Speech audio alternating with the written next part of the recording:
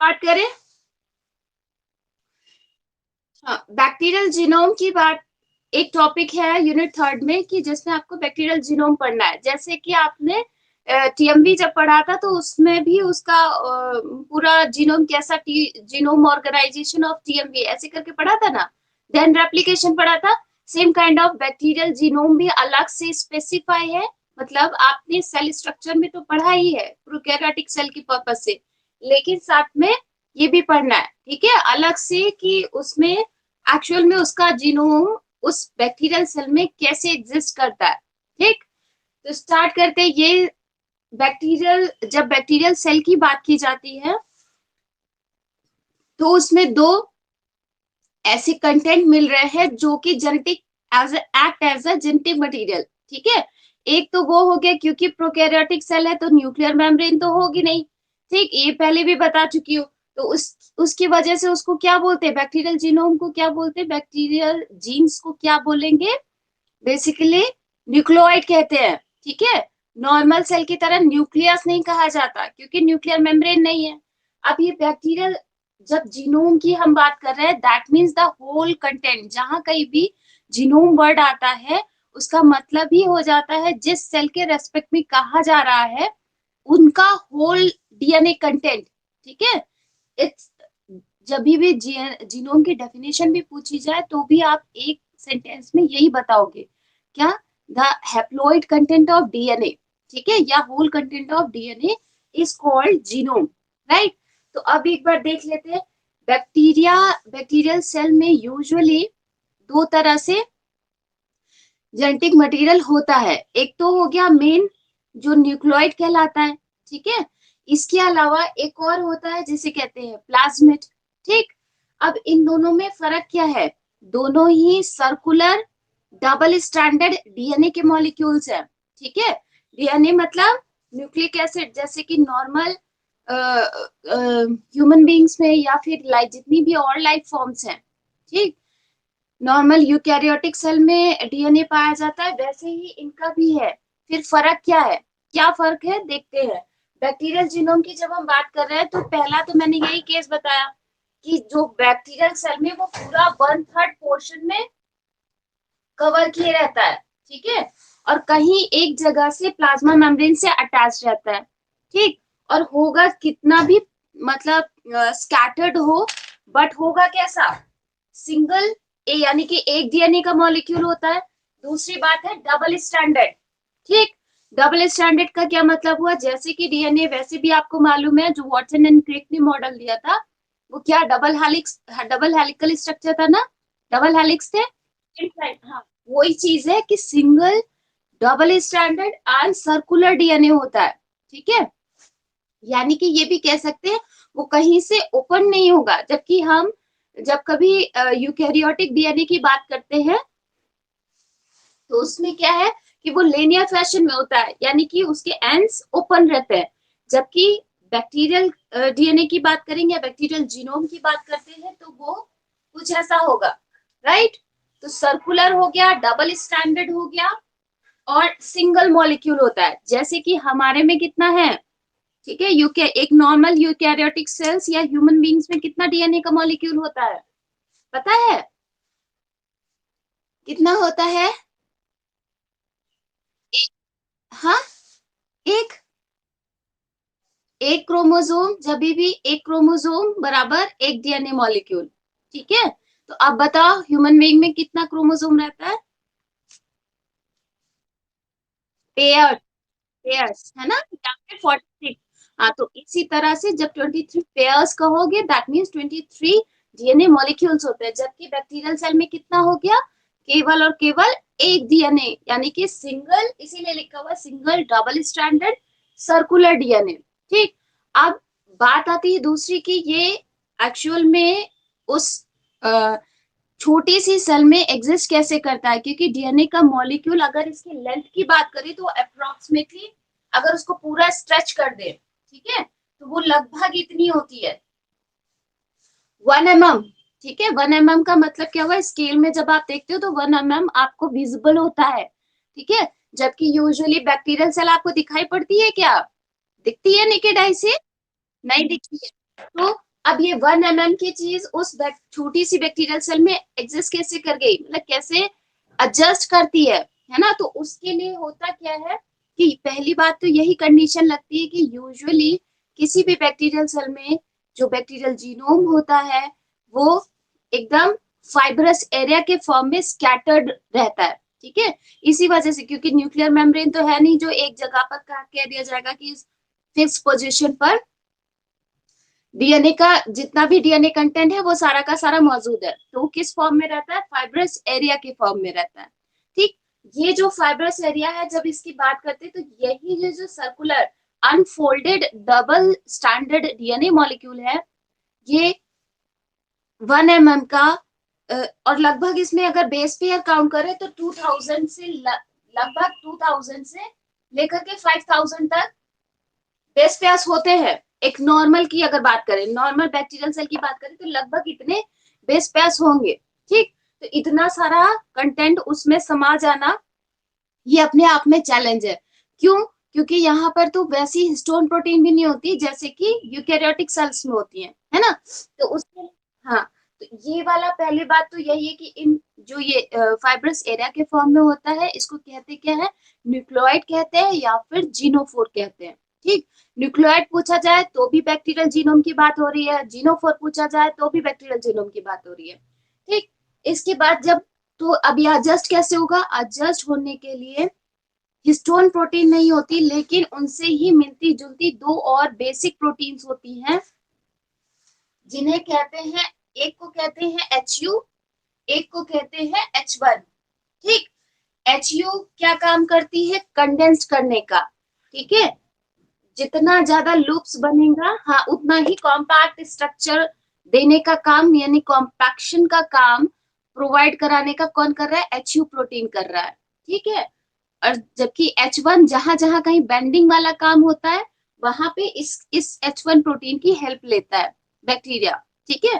तो अभी ये क्या है कि ये जब अनफोल्डेड फॉर्म में था तो कहीं कोई लूप नहीं दिख रहे थे। अब इन प्रोटीन्स की हेल्प से ये क्या करता है कि ये लूप्स में फॉर्म हो जाता है, ठीक है, लूप्स बना लेता है। यही कौन, डीएनए, डबल स्ट्रैंडेड डीएनए। ये लूप्स अगर इस लूप को थोड़ा सा और स्ट्रेच करके देखे, मतलब इस लूप का स्ट्रक्चर देखे तो उसमें एक्चुअल में हाईली क्वाइल्ड या ये कहेंगे सुपर क्वाइलिंग हो जाती है और फॉर्म हो जाते हैं एक स्पेसिफिक स्ट्रक्चर जिसे कहते हैं डोमेन, ठीक है। क्या बोलते हैं, डोमेन। यहाँ पे लिखा भी हुआ है मैंने, शायद दिख रहा होगा। डोमेन होता है यही जो सुपर क्वाइलिंग हो रही है, ठीक। एक पर्टिकुलर अगर पूरे बैक्टीरियल सेल की बात करें तो कॉमनली लगभग एक न्यूक्लियोइड में यानी कि जीनोफोर में लगभग 100 डोमेन्स होते हैं, ठीक। यानी ये जो लूप्स बने हैं ये फर्दर सुपर क्वाइल्ड होकर के लगभग 100 तक हो सकते हैं, ठीक। इस एक 100, अगर ये तो 100 इन नंबर हो गए, जब एक डोमेन की बात करते हैं तो उसमें देखा गया है कि लगभग 40,000 किलो बेस पेयर जीन्स हो सकते हैं या न्यूक्लियोटाइड्स होते हैं, ठीक है। 40,000 किलो बेस पेयर कौन से एक डोमेन में एग्जिस्ट करते हैं, ठीक है। इसके अलावा ये जो हिस्टोन प्रोटीन्स होती हैं, ये जो लूप्स बन रहे हैं ये बेस के पोर्शन पर जहां से इनकी बेंडिंग हो रही होती है, ठीक है, वहां पर आकर के एक स्पेसिफिक स्ट्रक्चर बना लेते हैं। वो बेसिकली अभी पूरी तरह से क्लियर नहीं है कि क्या स्ट्रक्चर है या वहां पर कौन सी प्रोटीन्स है या किसी प्रोटीन की हेल्प से उसने वैसा स्ट्रक्चर बनाया हुआ है। बट ये है कि ये हेल्प क्या करते हैं कि ये अटैचमेंट में प्लाज्मा मेम्ब्रेन, बैक्टीरियल सेल की जो प्लाज्मा मेम्ब्रेन होती है वहां से इस न्यूक्लियोइड को या ये कहें कि जो जीनोफोर होता है उसको अटैच करने का काम करते हैं। वरना तो पूरी बैक्टीरियल सेल में मूव करता रहेगा, है ना, अगर कहीं से फिक्स्ड नहीं होगा, क्योंकि प्लाज्मा मेम्ब्रेन तो है नहीं कि एक कंपार्टमेंट में रहे। तो इस वजह से ये बेसिकली ये जो ऐसा सर्कुलर स्ट्रक्चर दिख रहा है बेस पर, ये अपने से ही है डीएनए का ही पार्ट, ठीक है, इसी जीनोम का ही पार्ट है। वो क्या करता है, वो अटैच हो जाता है प्लाज्मा मेम्ब्रेन से जाकर के और न्यूक्लियोइड को एक फिक्स पोजीशन पर रखता है, ठीक है, जिसकी वजह से हमें वो पूरे थोड़े 1/3 पार्ट में लगभग फाइब्रस एरिया जैसा कंटेंट या फाइब्रस एरिया जैसा मॉलिक्यूल दिखाई पड़ता है। ठीक है, रीजन बैक्टीरियल सेल में दिखाई पड़ता है। तो ये तो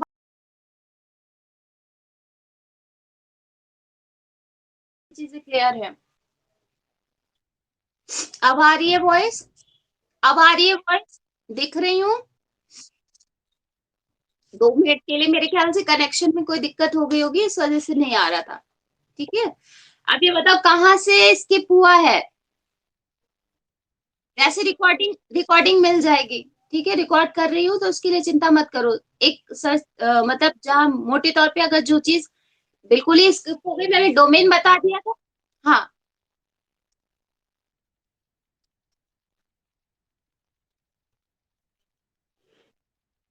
हो गया था, बस वही तक बताया था। ठीक है, वही स्ट्रक्चर होता है कि वो प्लाज्मा मेम्ब्रेन से अटैच रहता है, ताकि जो न्यूक्लियोइड कंटेंट है वो इधर उधर भागे नहीं। ठीक है, तो ये हो गया बैक्टीरियल जीनोम की बात। जब हम प्लाज्मिक, अब दूसरा कंटेंट क्या है? दूसरा जो डीएनए कंटेंट मौजूद रहता है बैक्टीरियल जीनोम में, वो कहलाता है प्लाज्मिड। ठीक है, ये हो भी सकता है, नहीं भी हो सकता है। प्लाज्मिड यूजुअली ज्यादातर केसेस में तो होएगा ही। ठीक है, प्लाज्मिड की जब हम बात करते हैं तो बेसिकली इट डिनोट्स, कोई कुछ कह रहा है? अंकिता कुछ कह रहे हो? अंकिता कुछ कह रहे हो?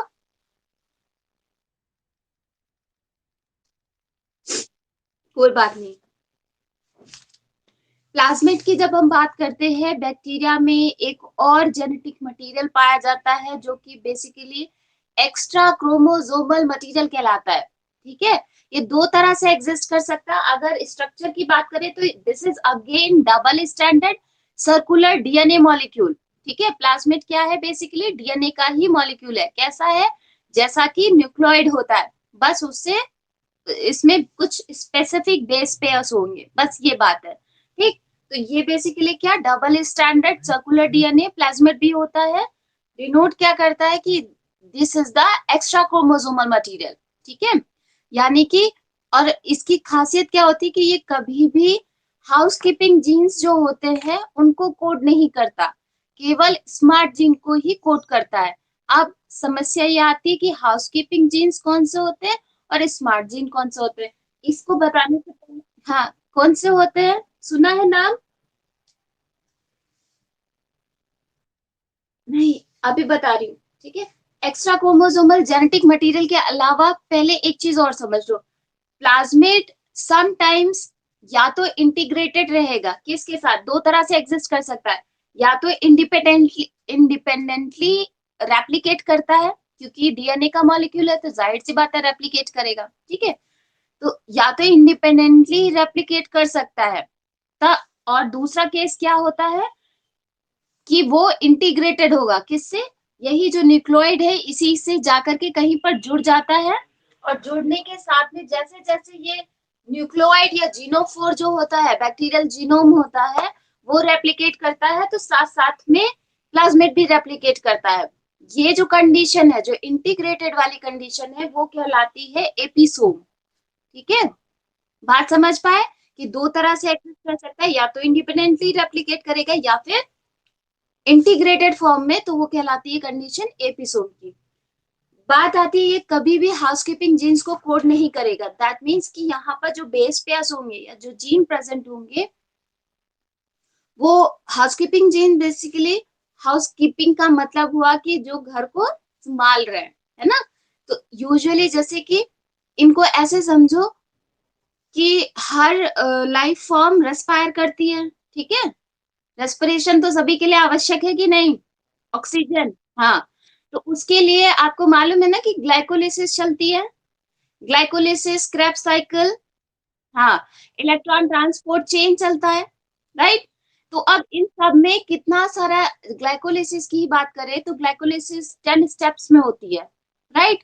और वो 10 स्टेप्स में भी क्या होता है कि हर स्टेप पे एक स्पेसिफिक एंजाइम भी लगा हुआ है। लगा हुआ है कि नहीं?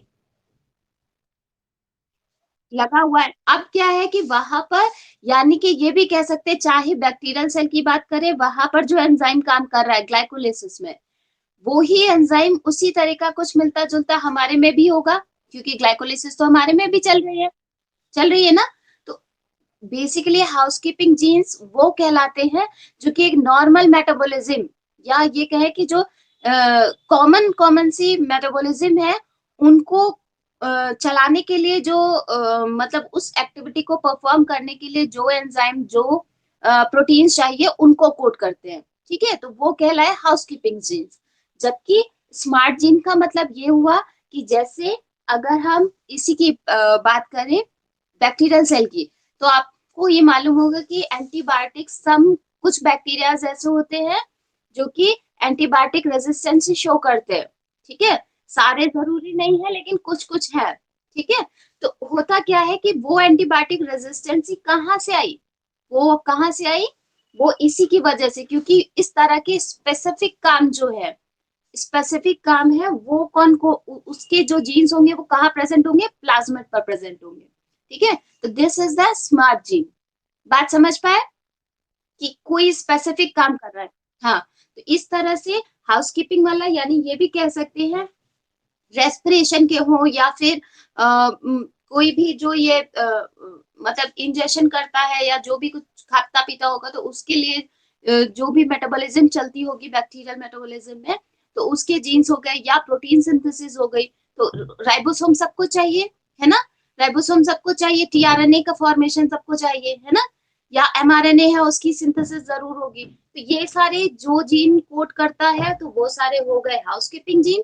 जब कोई स्पेसिफिक काम के लिए जीन जो यूज कर रहे हैं या जो जीन इस तरह के होते हैं वो किसी स्पेसिफिक काम को बनाने के लिए ही उनमें जेनेटिक इंफॉर्मेशन होती है, तो वो कहलाते हैं स्मार्ट जीन। ठीक, तो ये तो बात हो गई। और प्लाज्मिड क्या करेगा, प्लाज्मिड के पास कोई भी हाउसकीपिंग जीन नहीं होता है। ठीक है, never code any housekeeping gene, right. तो क्या स्मार्ट जीन को कोड करता है, ठीक, एंटीबायोटिक रेजिस्टेंस। और इसी के बेसिस पे इसके अलग अलग प्लाज्मिड के टाइप हो सकते हैं। ठीक, क्या कुछ कॉमन टाइप जैसे कि एफ प्लाज्मिड, ये बेसिकली फर्टिलिटी फैक्टर को इंडिकेट करता है। फर्टिलिटी फैक्टर क्या मतलब कि जब कभी जेनेटिक रिकॉम्बिनेशन का प्रोसेस होता है बैक्टीरिया में, वैसे तो क्योंकि ये प्रोकैरियोटिक सेल है तो यूजुअली सेक्सुअल रिप्रोडक्शन एब्सेंट रहेगा, लेकिन जेनेटिक रिकॉम्बिनेशन का फिनोमेना बैक्टीरियल सेल में देखा गया है। ठीक, तो तीन तरीके से हो सकता है, या तो ट्रांसडक्शन, या तो ट्रांसफॉर्मेशन, या फिर कॉन्जुगेशन। इसको हम नेक्स्ट लेक्चर में पढ़ेंगे। तो जब कॉन्जुगेशन की बात होती है तो जो जेनेटिक मटेरियल का एक्सचेंज है वो किसकी हेल्प से होता है, बिकॉज ऑफ, या उसकी जो वो प्रोसेस है, जो प्रोसेस चल रही है वो हो क्यों रही है, बिकॉज ऑफ एफ प्लाज्मिड। ठीक, तो ये हो गया वो प्लाज्मिड जो कि फर्टिलिटी फैक्टर के लिए रेस्पॉन्सिबल होता है, कहलाता है एफ प्लाज्मिड। इसी तरह से आर प्लाज्मिड होता है। आर प्लाज्मिड क्या करता है, रेजिस्टेंस शो करता है किसके अगेंस्ट, कुछ कुछ एंटीबायोटिक्स के अगेंस्ट। ठीक है, उसके बाद आप कितना ही उस पर्टिकुलर बैक्टीरियल सेल को दे दीजिए एंटीबायोटिक का डोज, लेकिन उस पर कोई असर नहीं पड़ेगा। ठीक, इसी तरह से कोल प्लाज्मिड होते हैं। कोल प्लाज्मिड क्या है बेसिकली कि कुछ ऐसे जीन्स होते हैं जो किसी दूसरे बैक्टीरिया की जो ग्रोथ होती है उसको चेक कर देते हैं। ठीक है, या ये कहे कि दूसरे बैक्टीरियल सेल को ग्रो अप नहीं करने देते अपने आगे, तो वो हो गए कोल प्लाज्मिड। इसी तरह से वेरुलेंट प्लाज्मिड भी होता है, क्या जो पैथोजेनिसिटी या क्या कहे पैथोजेनिक होते हैं। ठीक, या पैथोजेनिक या डिजीज कॉज करने वाला काम कौन, वो ही उसी प्लाज्मिड की वजह से होता है, तो वो वायरुलेंट प्लाज्मिड कहलाते हैं। इस तरह के बहुत सारे प्लाज्मिड हो सकते हैं। इतने कॉमन कॉमन कुछ टाइप थे वो मैंने बता दिए। इसके अलावा लास्ट टॉपिक मतलब लास्ट हेडिंग इसकी एक और होगी जो आप इसमें ऐड कर सकते हो, क्या कि इसका फंक्शन क्या होता है, प्लाज्मिड का फंक्शन क्या है या सिग्निफिकेंस क्या है। नेचर ने बैक्टीरिया को ये एक्स्ट्रा क्रोमोसोमल मटेरियल क्यों दे रखा है। ठीक, तो उसमें सबसे पहला तो यही आता है कि ये क्योंकि कॉन्जुगेशन को प्रमोट करता है, इसकी प्रेजेंस कॉन्जुगेशन को प्रमोट करती है, चाहे वो जब सेक्स पिलाई का फॉर्मेशन की बात हो, उनको मतलब उनके डेवलपमेंट की बात हो, तो उसको भी प्रमोट करता है। तो वो किसकी हेल्प से होता है, बिकॉज ऑफ प्लाज्मिड। ठीक है, एफ प्लाज्मिड की वजह से। तो एक तो काम ये हो गया। दूसरी बात है ह्यूमन ने अपने बेनिफिट के लिए भी इसका इस्तेमाल किया है, एज़ अ वेक्टर इसका इस्तेमाल किया जाता है, कब? बायोटेक्नोलॉजी में, ठीक है? जब वो आप 3rd ईयर में पढ़ेंगे, हाँ, तो उसमें डिटेल में पढ़ोगे, ठीक है? तो वहाँ पर भी इसका प्लाज़मिड का इस्तेमाल किया जाता है। तीसरी बात है कि ये डिज़ीज़ भी कॉज़ कर सकता है, ठीक? क्योंकि मैंने अभी वेरुलेंट वाला बताया ना, वेरुलेंट प्लाज़मिड होता है, तो डिज़ीज़ कॉज़ कर सकता है। And the 4th one is कि इसकी वजह से बैक्टीरियल सेल रेजिस्टेंस शो कर पाती है, ठीक है? अपने मतलब अपने आप को प्रोटेक्ट कर सकती है।